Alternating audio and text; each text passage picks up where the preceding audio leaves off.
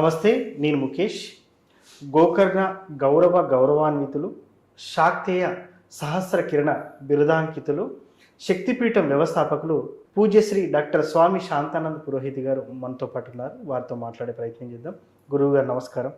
శ్రీమాత్రే నమః. అందరికీ ఉండేది ఆర్థిక పరమైన సమస్య. చాలామంది ధనం కోసమే కష్టపడతా ఉంటారు నిత్య జీవితంలో కూడా. అలాంటిది మనకు ఆధ్యాత్మికంలో చాలా చక్కగా కనకదార సూత్రం అని ఉంది గురువు గారు. ఈ కనకదార సూత్రం చదవడం వల్ల ఖచ్చితంగా కనకవర్షం కురుస్తుంది అని ఒక నానుడు అయితే ఉంది. గతంలో మనం పురాణంలోకి వెళ్ళి చూస్తే కనకదార సూత్రం చదివితే బంగారు ఉసిరికాయలు పడ్డటువంటి సందర్భాన్ని అయితే మనం చూస్తున్నాం. మరి నిత్య జీవితంలో ప్రతిరోజు ఇంట్లో కనకదార సూత్రం చదివితే నిజంగానే ధనవర్షం కురుస్తుందంటారా? మీ మాటల్లో ఏం చెప్తారు? అయితే ఈ కనకధార అనేటటువంటిది జగద్గురు ఆదిశంకరాచార్యులకు సంబంధించినటువంటి విషయంలో మనకు వస్తుంది. జగద్గురు ఆదిశంకరాచార్యులు బాల సన్యాసి రూపంలో భిక్షాటన చేస్తున్నటువంటి సమయంలో ఒక వృద్ధురాలి ఇంటికి భిక్షాటనకు వెళ్ళడం జరుగుతుంది. అలా వెళ్ళినప్పుడు ఆ వృద్ధురాలు అలా భవతి భిక్షాందేహి అని భవాన్ భిక్షాందేహి అనుకుంటూ వస్తూ ఉన్నటువంటి ఆ బాలశంకరుడికి భిక్షా పాత్రలో ఏమి వేయాలో దిక్కుతోచని స్థితిలో ఆమె ఉండిపోతుంది. కారణం ఏమిటి అంటే 3 పూటలు కూడా కనీసం 5 వేళ్ళు నోట్లో వెళ్ళలేనటువంటి దుర్భరమైనటువంటి అతి దౌర్భాగ్యమైనటువంటి దారిద్ర్యంతో ఆమె అలమటిస్తూ ఉంటుంది. కనీసం తినడానికి ఒక బుక్క కూడా లేనటువంటి సందర్భంలో జగద్గురు ఆదిశంకరాచార్యులు వెళ్ళినప్పుడు ఆమె తల్లడిల్లిపోతుంది. ఏమి వేయాల భిక్షాపాత్రలో అర్థం కాని పరిస్థితుల్లో ఇంట్లో దేవుడి ముందు నివేదనగా పెట్టినటువంటి ఒక ఉసిరికాయ, అది కూడా ఎండిపోయి ఉంటుంది. అలాంటి ఉసిరికాయను తీసుకుని ఆ జగద్గురు ఆదిశంకరాచార్యుల వారి భిక్షాపాత్రలో వేస్తుంది.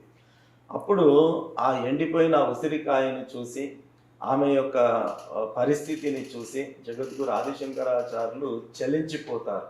అయ్యో, ఇంతటి కటిక దారిద్ర్యాన్ని ఏమి అనుభవిస్తుంది కదా, కనీసం తినడానికి తిండి కూడా లేనటువంటి దౌర్భాగ్య స్థితిలో ఈమె ఉన్నది అని చెప్పి ఆమె పరిస్థితి పైన జాలి పడినటువంటి జగద్గురు ఆదిశంకరాచార్యులు అత్యంత దయతో ఆ వృద్ధురాలిని అనుగ్రహించడానికి అంగం హరే పులకభూషణయంతి అని చెప్పి ఈ కనకధార స్తోత్రాన్ని మహాలక్ష్మి అమ్మవారిని స్తుతిస్తూ ఈ స్తోత్రాన్ని వారు ప్రారంభం చేయడం జరుగుతుంది.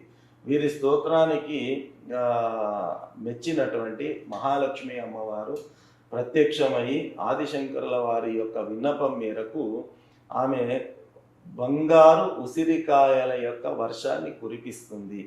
ఉసిరికాయ ఆమె భిక్షాపాత్రలో వేసి ఉంటుంది కాబట్టి దాని ఫలితంగా బంగారు ఉసిరికాయలను కురిపిస్తుంది. కనకము అంటే బంగారము, ధార అంటే వర్షంగా పడడము, అంటే బంగారం వర్షం రూపంలో పడింది కాబట్టి దానికి కనకధార అనేటటువంటి పేరు వచ్చింది. ఆ రకంగా ఆ రోజు జగద్గురు ఆదిశంకరాచార్యుల వారు ఆ యొక్క స్తోత్రాన్ని చేసినందుకు దానికి కనకధార స్తోత్రం అని పేరు వచ్చేసింది. ఆ రోజు నుంచి కూడా ఈ రోజు వరకు మహాలక్ష్మి అమ్మవారిని త్రికరణ శుద్ధిగా ఎవరు ఆ స్తోత్ర పారాయణాన్ని చేసినా కూడా తప్పకుండా బంగారు వర్షం కురుస్తుంది అనేటటువంటి దాంట్లో సంశయం లేదు.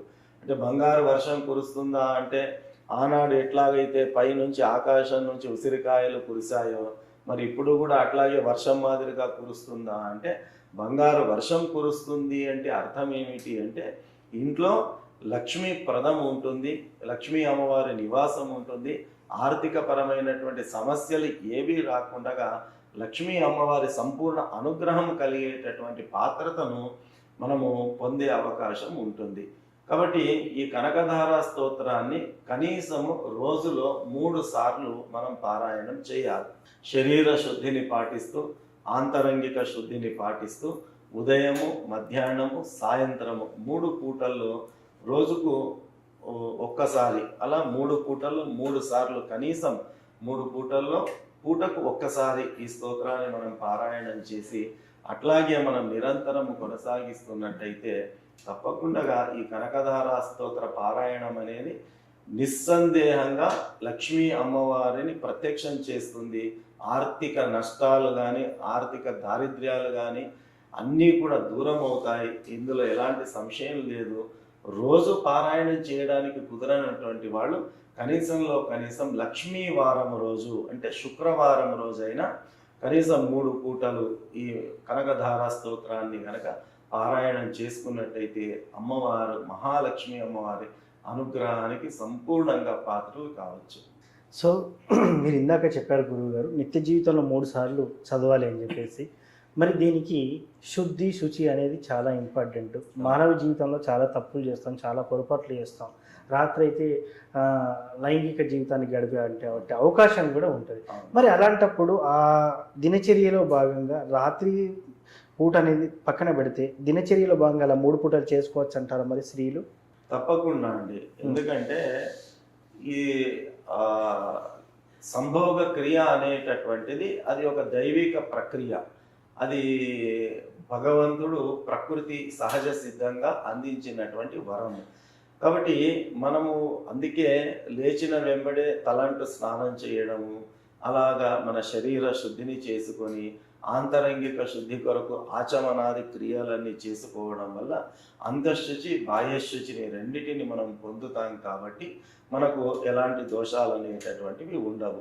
ఇక మహిళల విషయానికి వస్తే 3 పూటల ఎంచక్క వారు ఈ యొక్క స్తోత్ర పారాయణాన్ని చేసుకోవచ్చు. ఎలాంటి ఇబ్బంది అనేటటువంటిది లేదు. కాకపోతే మహిళలకు ఋతుస్రావం అనేటటువంటిది నెలసరి అనేటటువంటిది ఒకటి ఉంటుంది. కాబట్టి అలాంటి స్థితిలో 4 రోజులు మాత్రం ఈ పారాయణం చేసుకోవడానికి అవకాశం అనేటటువంటిది ఉండదు. 4వ రోజు తలంటు స్నానం చేసి 5వ రోజు నుంచి మళ్ళీ ఈ స్తోత్ర పారాయణాన్ని యథావిధిగా కొనసాగించవచ్చు. ఎలాంటి ఇబ్బంది అనేటటువంటిది లేదు.